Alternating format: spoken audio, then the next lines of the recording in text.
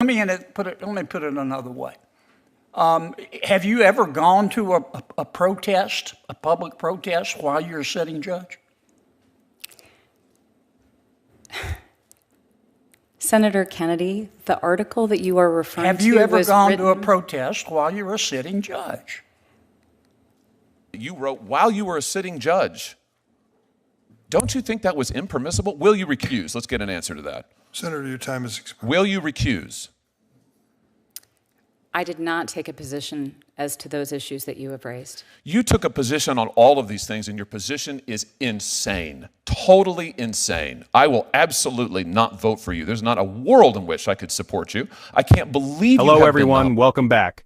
Today, we break down what happens when a judge nominated to a lifetime position is caught writing politically charged op-eds while on the bench. You get a Senate hearing that looks more like a courtroom showdown. Senators Kennedy and Hawley didn't hold back, and Judge Wise? She dodged, deflected, and danced around nearly every question. Today, I'm breaking it down into key points you need to understand. This isn't just about one judge. This is about whether the courts are still courts, or just political battlegrounds in disguise. Let's get into it. 2017, It started... You wrote an article for Time magazine while you were a sitting judge. It's entitled Judge, Gender Laws Are at Odds with Science. I'm going to quote your words. When legislators blur the lines of church and state and enact laws that permit or prohibit conduct based on biological gender as only male or female, they place an impossible burden on the judiciary. End quote. Did I read that accurately? I do not know because I don't have the article in front of me. Well, I do. You also said in that article, quote, your words, not mine, sex has countless natural permutations, end quote. Did I read that correctly? I believe that is consistent with medical science and under the Daubert standard, the science that comes in as expert testimony in trials. On October 13, 2020, while you were serving as a state judge, you wrote an article for The Atlantic entitled, quote, your words, not mine, America's judiciary doesn't look like America. And you criticized this committee and President Trump for his judicial nominees. You said, quote, these are your words, not mine. The judiciary crafted over the past 4 years does not look like America. Not one of these judges is black, and more than 90% were raised or currently identify as Christians. I don't know how you knew that. And then you say, quote, your words, not mine. Identity is the lens that filters everything and everyone we encounter, end quote. Did I read that correctly? Again, I don't know because I don't have the article in front of me. I do. I got it right here. And you talk about Girls, Inc. You say you've never heard of them. You were on the, or you don't know that much about them. You were on the board from 2014 to 2024. You're still on their board, aren't you? I'm not. My term expired this last month. And you've given them over $50,000, haven't you? I do not believe that is correct. That's what your report says. And this is the same Girls, Inc. that says, quote, on its website, here's how they define girls. Quote, girls refers to gender-expansive youth, cis girls, trans girls, non-binary youth, gender and non-conforming youth, genderqueer youth, and any girl-identified youth. Did I read that correctly? I don't know. I've never heard of that policy or that definition Right. from Girls Inc. Listen, in spite of your, can I just have 30 more seconds? in spite of your strongly held political beliefs. And we've got all of them, all your articles. They're as long as King Kong's are. Are you telling us today, do you believe that you will not allow your strongly held political beliefs to influence your judicial opinions? Do you believe that? Judge Weiss, let me just start with you. So as I understand it, you don't think that there really is any clear-cut distinction between male and female as biological categories. Is that correct? That is not correct. That's what you wrote. Sorry, that is not correct. Well, that's what you wrote. Look, I'm reading your article, your Time Magazine article. Just to be clear, you wrote this while you were a sitting judge, 2017? You were on the bench? That is correct, after a case I had. Right. So, interesting choice to be writing opinion pieces about your cases, but in any event, you say that controversial pieces of legislation enacted in the last 2 decades rely on a clear-cut interpretation of sex, what I just asked you, but you say that that's wrong. In fact, gender is an intricate continuum and not 2 tidy boxes. That's what you say. So have you changed your opinion? You just gave me a different answer. I believe that generally speaking, there are 2 sexes, male and female, that are designated by a doctor at birth, and that applies to the vast majority of people. But that laws that are based on that distinction are impermissible.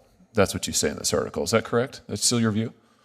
That is not what I say. Really? You say that if there is, for instance, a law that requires a distinction between male and female in bathrooms, that the judges cannot apply that law with any consistency, can't apply it consistent with equal protection.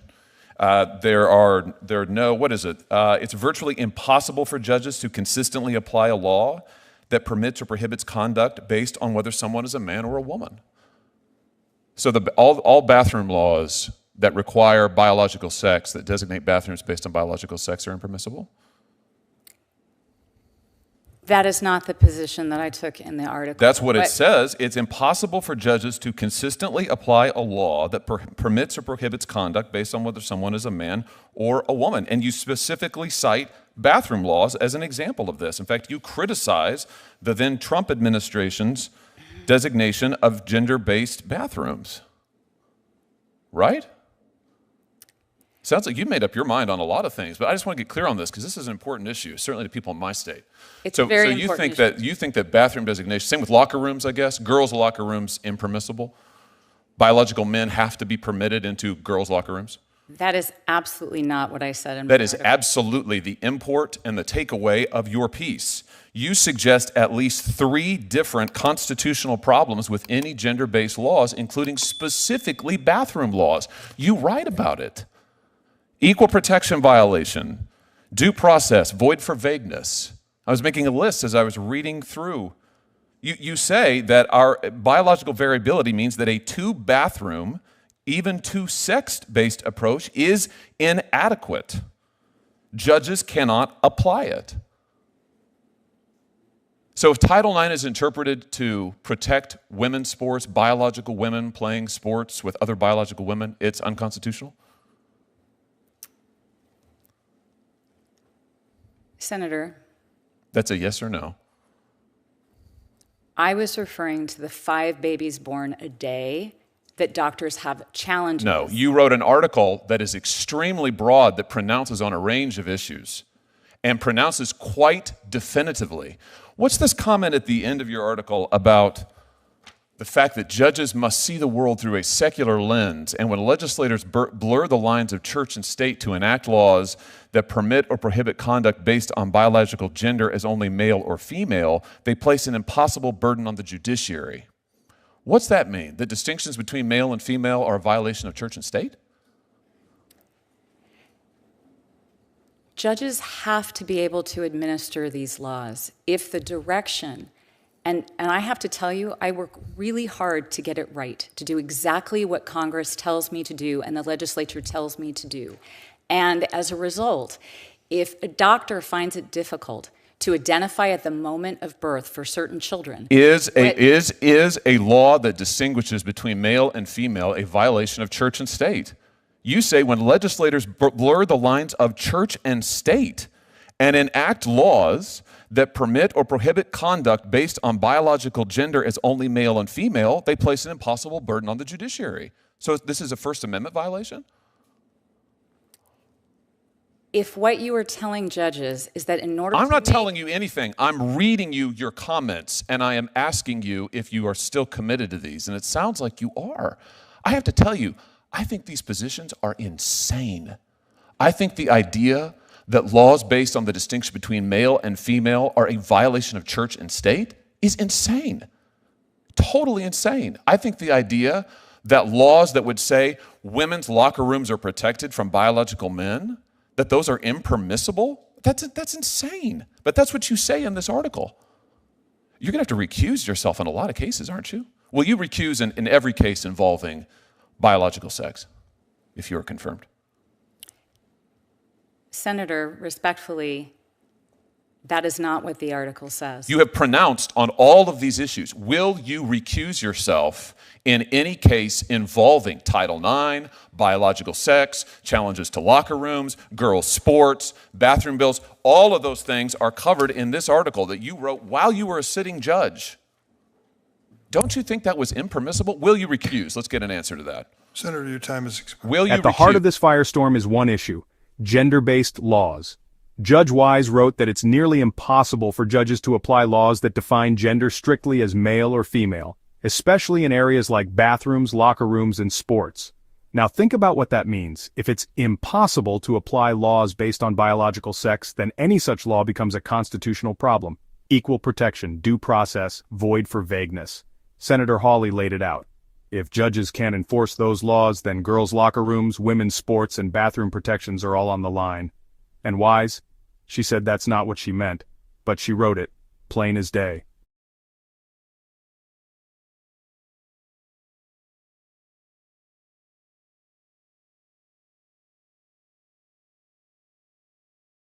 One of the biggest takeaways wasn't just what Wise said, it's when she said it.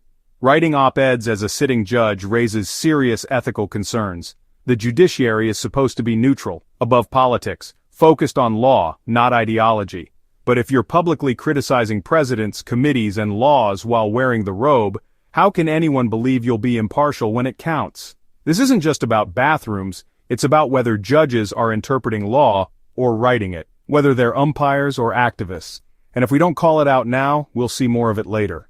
Let's be real, this hearing wasn't just fireworks for the cameras, it exposed a deeper problem in our legal system. When judges write political essays while on the bench, when they refuse to clearly defend or walk back their public statements, and when they treat basic questions as personal attacks, that's not nuance. That's activism. And activism has no place in a courtroom.